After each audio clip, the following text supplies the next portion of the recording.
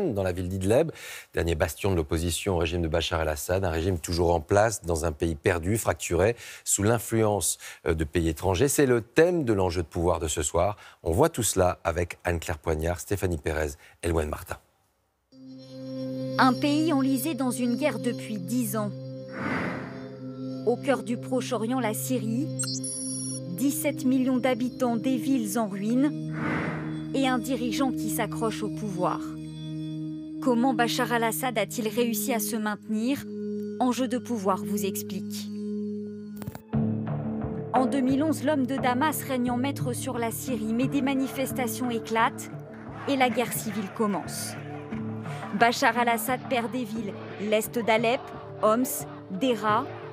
En 2015, il ne contrôle plus que 20% du territoire. Aidé par les avions russes, il reprend du terrain en 2016. C'est le début de la reconquête. Il contrôle aujourd'hui les 2/3 du pays d'une main de fer. Il tient par la terreur, parce qu'il a réprimé de façon très cruelle et massive toute contestation. Donc les gens ont peur, sont terrorisés. Ils n'ont pas les moyens de s'exprimer. Il tient finalement par la peur qu'il inspire à l'ensemble des Syriens.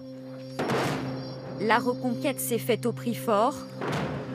380 000 morts, 11 millions de Syriens réfugiés ou déplacés selon l'ONU. Bombardements, attaques chimiques. 10 ans après le début du conflit, la reconquête est incomplète. 3 zones échappent à Bachar el-Assad. La poche d'Idleb tenue par des groupes rebelles ou djihadistes. La zone frontalière sous contrôle turc et le Kurdistan syrien. Pour tenir, Bachar el-Assad a 2 alliés clés, la Russie et l'Iran. Est-il toujours maître dans son propre pays?